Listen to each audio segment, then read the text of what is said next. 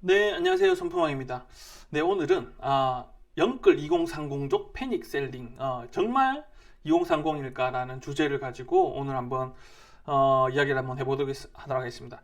제가 이 주제를 뽑은 이유는 이 지금 요즘 기사들을 보면 주담대 7% 육박하면서 이자 부담에 2030 영끌족이 패닉 셀링을 하기 시작했다. 막 이런 기사들이 지금 막 엄청나게 쏟아지고 있습니다. 그래서 뭐 작년하고 재작년 보면 아시겠지만, 그죠? 작년하고 재작년 어땠습니까? 이게 21년 작년 9월 기사입니다. 엄청나게 핫할 때죠.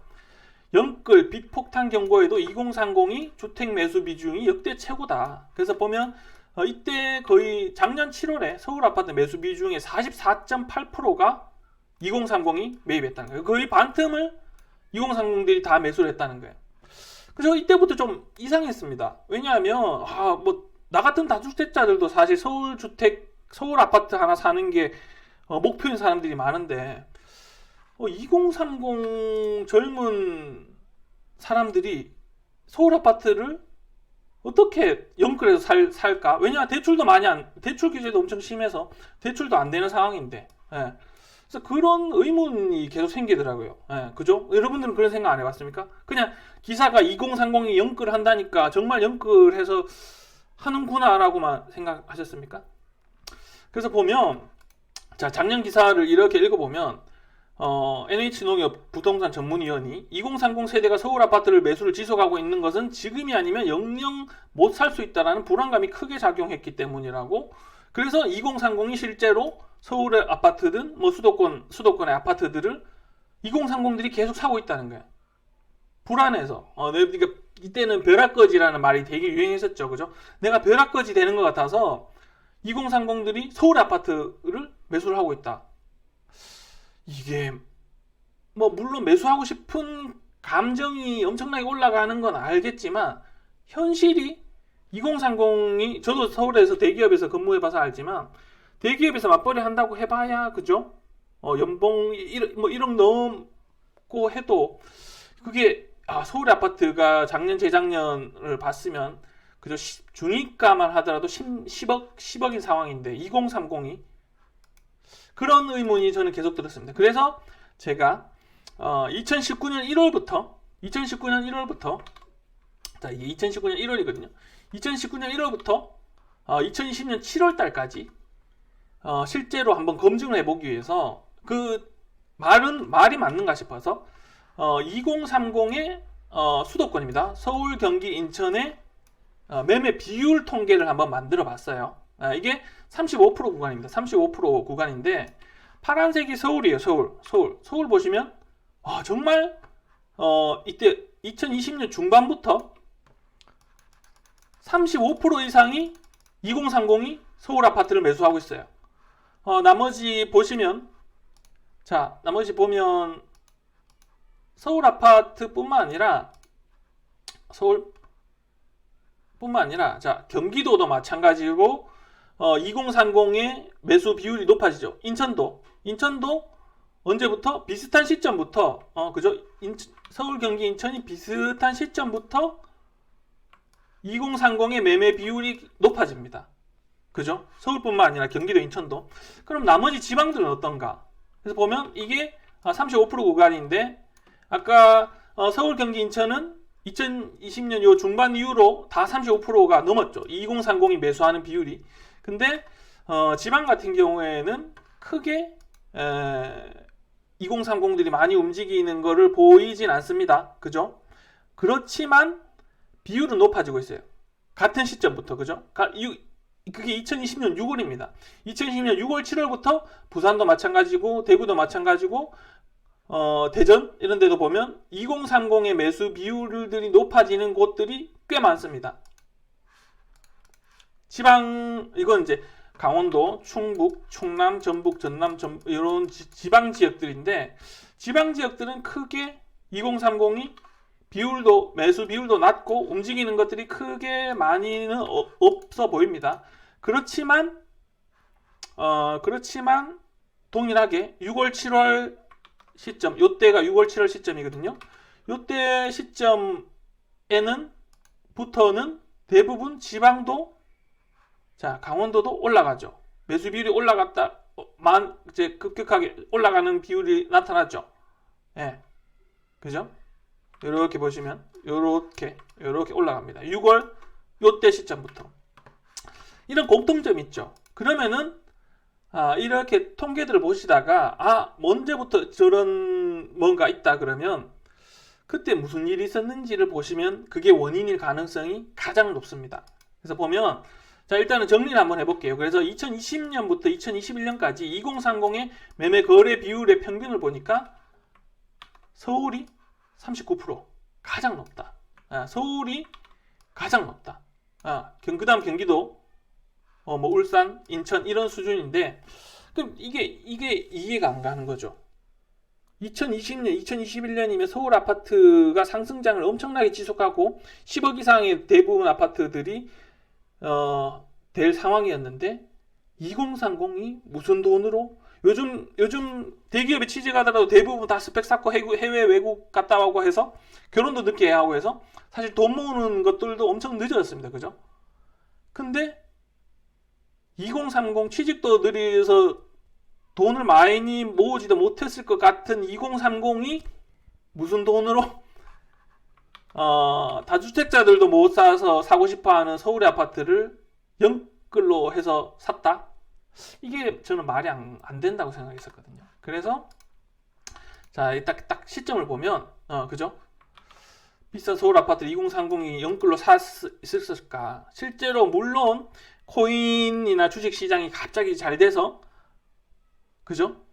2030들이 투자를 잘해서 서울의 아파트를 매수한 사람들이 또 있을 겁니다. 있는데 그 주변에 보면 그렇게 성공한 사람들이 얼마나 많냐는 거예요. 100명 중에 비율을 보면. 그래서 보면 서울의 아파트 아까 딱 보시면 그죠? 비율 넘어가는 게 6월 7월입니다. 서울이고요. 경기도고요. 2020년 6월 7월입니다. 6월 7월. 인천도 마찬가지입니다. 6월 7월 7월 이후로 딱 다 올라오죠. 2030의 비율이. 부산도 마찬가지죠. 갑자기 급등하죠. 2020년 6월 이후로 6월 7월 이후로 갑자기 급등합니다. 2030의 매매 비율이. 대전입니다. 2030의 매매 비율이 갑자기 급등합니다. 2020년 언제다? 6월 7월 이후. 정확하게 이야기하면 7월 이후입니다. 언제부터 2030 매수 비율이 높아졌다고요? 2020년 6월 7월부터. 그럼 6월 7월에 뭐 있었는지 부동산에 관심을 가지셨던 분들은 대부분 알 겁니다. 주택시장 안정을 위한 관리 방안 6.17 대책. 이게 뭐였냐? 투기 수요 유입 차단. 그래서 이때부터 임대인들을 적폐 프레임으로 만들기 시작했고, 법인들을 완전 다 죽여놨습니다. 이제 임대사업자에 대한 혜택들을 다 없앤 거죠. 그거와 더불어서 아까 보시면 대부분 7월 달부터 그죠? 2030들이 매수를 하기 시작한다고 나옵니다. 그게 뭐였냐? 710 부동산 대책 기억나십니까? 이게 뭐냐 하면 가장 저희가 원인을 2030이 매수에 끼어들게 만드는 건 취득세라고 봅니다. 다주택자에 대한 법인과 다주택자들에 대한 취득세율을 급격하게 늘렸습니다. 이 시점 7월 이 규제 정책이 나온 시점 이후로 어떻게 됐다? 2030의 매수 비율이 높아졌다. 이거를 통계를 곧대로 해석해서 기사 타이틀만 제목만 보시면 정말 2030이 패닉 바잉을 해서 영끌로 해서 주택 매수를 했다라고 생각하실 거예요. 대부분 90% 이상의 사람들이 그렇게 이해하고 계실 거예요. 저는 근데 그렇게 해석을 하지 않습니다. 무슨 얘기인지 아시겠죠? 특정 시점 이후로 특정 통계가 이렇게 뭔가 잡힌다는 거는 그 시점에 어떤 원인을 제공하는 뭔가가 있었다는 거거든요. 그 원인이 뭐냐면 제가 해석하는 건 취득세입니다. 다주택자들의 취득세를 이렇게 급격하게 높게 만들었기 때문에 그런 현상이 발생된 거죠. 왜? 그래서 실제 대부분의 매수 주체가 과연 2030일까? 소득 낮은 2030일까? 그죠? 자, 그래서 그 부연 증거로 이게 서울 증여거래량입니다. 서울 증여거래량이 언제부터 이렇게 높아졌을까요? 똑같은 시기입니다. 2020년 6월 7월 시점 이후로 증여거래량이 폭등했습니다. 예, 그죠? 뭐 이거는 뭐 때문에 그럴까요? 동일한 원인입니다. 예.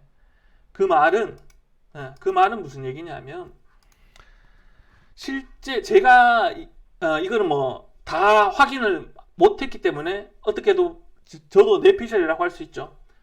실제 제가 보는 거는 실제 매수 주체가 2030이 아니라는 겁니다.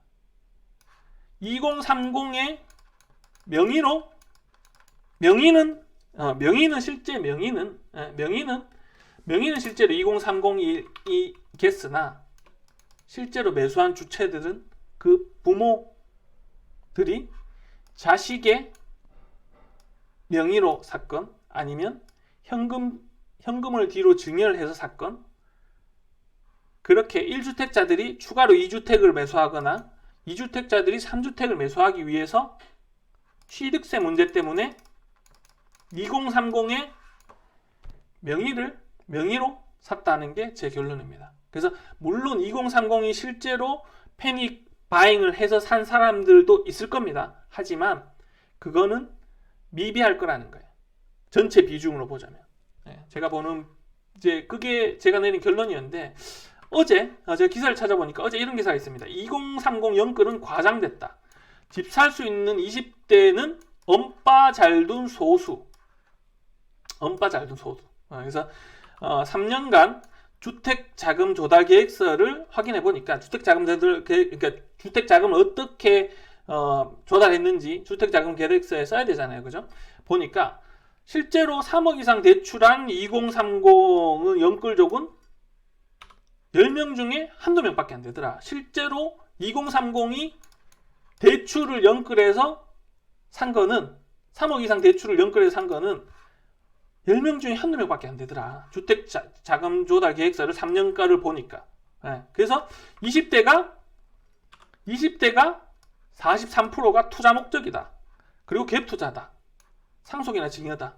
물론 자금 조달 계획서는 그렇게 썼겠죠, 20대가. 근데 20대가 서울의 아파트를 투자 목적으로, 그죠? 물론 투자 목적은 맞겠으나 부모들의 자금으로 실제로는 20대, 30대, 20대 명의로 샀다는 거예요. 그게 자금 조달 계획서를 보니까 그런 것들이 더 명확해진다는 거예요. 그죠? 20대가 소액으로 지방에 있는 갭 투자도 아니고 서울의 아파트를 10억 이상 하는 서울의 아파트를 갭 투자를 했을까요? 그죠? 20대가 무슨 돈이 있어서, 아무리 대기업도 아니고 맞벌이 한다고 하더라도.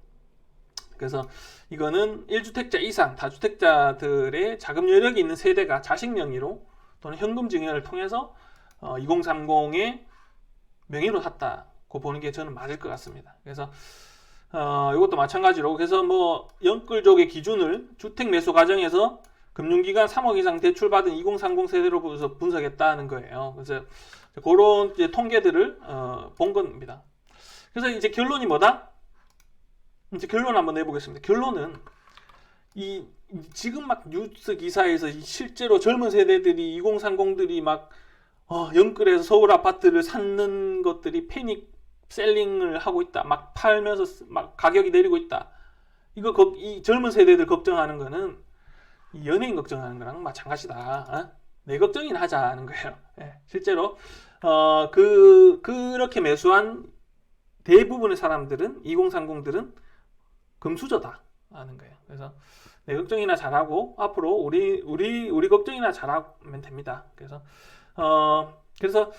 통계를 보실 때 그 뉴스 기사에 아무리 그 통계가 있다고 하더라도 그거를 조금 제대로 팩트 체크를 해보는 습관들을 가지면 좋을 것 같습니다. 그래서 그런 관점에서 이것도 제 내피셜입니다. 참고만 하시고 실제로 그럴 것 같은지 여러분들도 한번 고민해 보시면 좋을 것 같습니다. 네, 이상 오늘 여기까지 돌아가겠습니다. 구독, 좋아요 눌러주세요.